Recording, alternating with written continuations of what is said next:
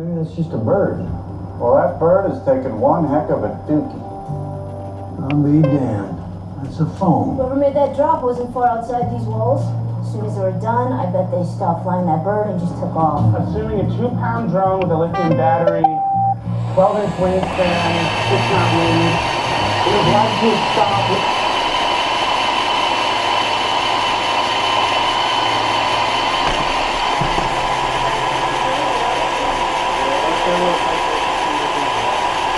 I told him to go to the dock.